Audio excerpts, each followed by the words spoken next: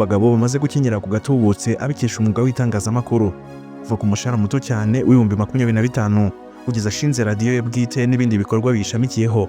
Ni ibintu bigoye kubishyikiza intekerezo kuko byumvikana nk'ibidashoboka, nyamara we yarabibashije. Ngira ngo urabizi ko dufite shop ya siporo hano muri UTC icuruza ibikoresho bya siporo, twambika ibigo, twambika ama equipe, ibikoresho byose bya siporo. Dufite unité ikora production, video production n'ibindi byose bijyanye n'ibyo live streaming, documentaries n'ibindi. Dufite abantu b'abahanga babikora.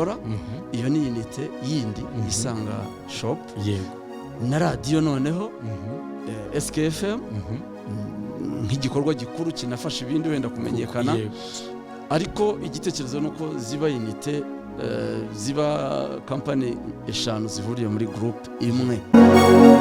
Gusa ikibabaje ni uburyo mu myaka 17 yose akora itangazamakuru akorera abandi nta muntu wari warigeze amuvuga nabi. Nyamara umwaka wa 18 ubwo yashingaga igitangazamakuru cye bwite n'ibindi bikorwa bigishamikiyeho, bamwe mu bo bakoranye muri iyo myaka 17 bamuvuga neza batangiye kumugabaho ibitero. Maze ntangiye kwikorera, ntangiye kugerageza gukora ibyanjye. Abantu bose Karenzi yabaye igisambo, Karenzi yabaye umugome, Karenzi yabaye umugambanyi, Karenzi ni virusi. Nubwo bimeze bityo, avuga ko izo ntambara n'induru zitamuca intege, uko ngo ibyo ari byo byose ibyo arimo hari benshi babisengera bifitiye akamaro, bityo ko umubare w'abantu batarenze 5 badashobora kubisubiza inyuma. Niba abantu 50 bafite abashamikiyeho bashobora kuba bagira 150 cyangwa 200, bose batunzwe n'iki gikorwa, mufatanyije mukora, bagisengera umunsi ku wundi, bakifuriza ineza kugira ngo gitere imbere nabo bakomeze babeho neza. Sinibaza ko urwango rw'abantu 2, 3, 4, 5 rwarusha imbaraga amasengesho y'abantu 200.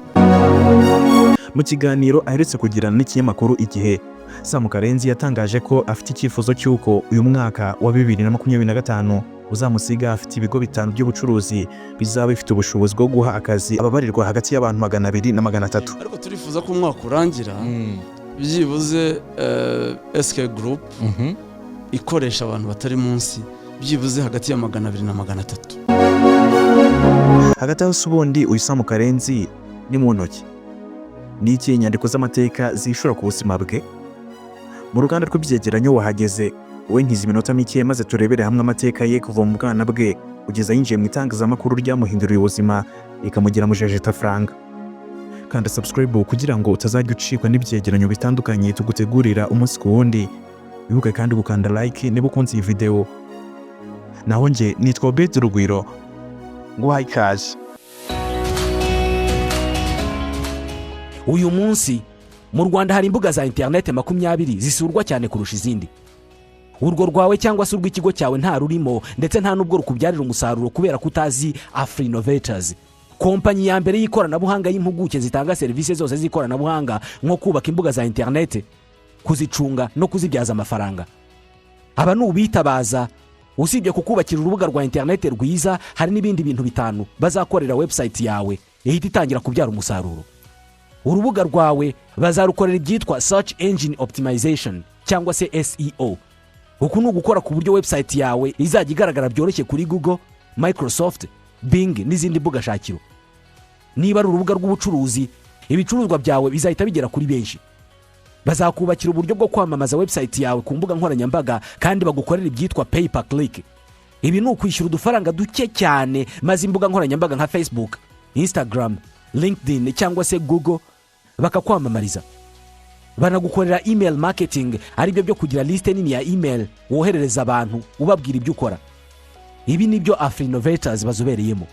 Niba ufite urubuga rwa internet rwaba urukorerwaho ubucuruzi, urw'ikigo kitari icya leta, urwamamazwaho serivisi nk'ubukerarugendo, urutangirwaho amasomo n'ibindi, inzira yonyine yo kurumenyekanisha no kurubyaza umusaruro ni AfriInnovators Limited. Bahamagare cyangwa bandikire kuri WhatsApp kuri 07 85 73 7078 cyangwa bandikire email kuri info@afriinnovators.com cyangwa usura urubuga rwabo rwa internet y3@afriinnovators.com. ushobora no kubasura aho bakorera mu mujyi wa Kigali muri Town Center Building inyuma ya Simba Supermarket.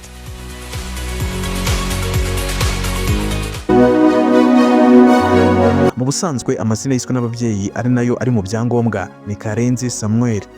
Uyu mugabo yabonye izuba ku munsi wo ku cyumweru tariki 14 Mata mu mwaka w'1945. Sam Karenzi akaba ari umwana wa gatanu mu muryango w'iwabo w'abana 9. Kubera amateka mabi yaranze igihugu cyacu arimo na jenoside yakorewe abatutsi mu 1994, Sam Karenzi yavukiye mu gihugu cya Uganda, ndetse aho muri Uganda niho yize amashuri y'ikiburamwaka ndetse n'umwaka wa mbere w'amashuri abanza. Gusa nyuma y'uko ingabo za RPF inkotanyi zihagaritse jenoside yakorewe abatutsi zikanabohora igihugu, Sam Karenzi n'umuryango we batashye mu Rwanda. Bakigera mu Rwanda, Sam Karenzi n'umuryango we bagiye gutura mu karere ka Bugesera, kuko mu busanzwe umuryango we wahunze ariho bakomokaga. Aho Bugesera niho Karenzi yize amashuri abanza ahereye mu mwaka wa 2, kuko muri Uganda yari yarahize umwaka wa mbere. Guhera mu mwaka wa 2 kugera mu mwaka wa 6, Karenzi yize ku ishuri ribanza rya Maronyondo riherereye i Nyamata mu karere ka Bugesera. Nyuma yaho yaje gukomereza amashuri yisumbuye cyiciro rusange Troncome ku ishuri rya Kayonza Modern School.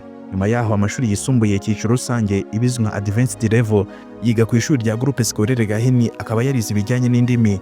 Aha niho yasoreje amashuri yisumbuye maze aza gukomeza na kaminuza, aho yize muri Kaminuza Nkuru y'u Rwanda i Butare mu karere ka Huye. Akaba yarize ibijyanye n'itangazamakuru, akaba yarasoje amasomo ya kaminuza muri 2011, abona impamyabumenyi y'icyiciro cya 2 cya kaminuza A0 mu bijyanye n'itangazamakuru. Uganira ku mateka ya Sam Karenzi, ntiwabura kwibaza ikibazo kigira kiti: ese nuko we Karenzi yahisemo kwiga itangazamakuru akaba ari naryo akora nk'umwuga? Imwe mu mpamvu zikomeye zatumye uyu mugabo ayoboka itangazamakuru, ariko by'umwihariko ry'imikino, ni nyakwigendera akaba umunyabigwi mu itangazamakuru ry'imikino mu Rwanda, Shyaka Claver. Uyu ni wabaye imbarutso yo gukunda itangazamakuru rya siporo kuri Sam Karenzi. Ubwo yari umunyeshuri mu mashuri yisumbuye, Karenzi avuga ko yakundaga kumva Shyaka Claver wavugaga amakuru y'imikino kuri Radio 10 kuva saa 6 kugera saa 7 z'amanywa buri munsi, kuva ku wa mbere kugera ku wa gatanu. Uretse kuba Shyaka Claver yari umunyamakuru Karenzi akunda, bari banaturanye Nyamata mu karere ka Bugesera, ndetse yewe n'imiryango yabo iziranye. Ubwo Karenzi yatangiraga kwiga itangazamakuru muri Kaminuza Nkuru y'u Rwanda, mama we yahuye na Shyaka Claver maze abwira Shyaka Claver ko Sam Karenzi asigaye yiga itangazamakuru.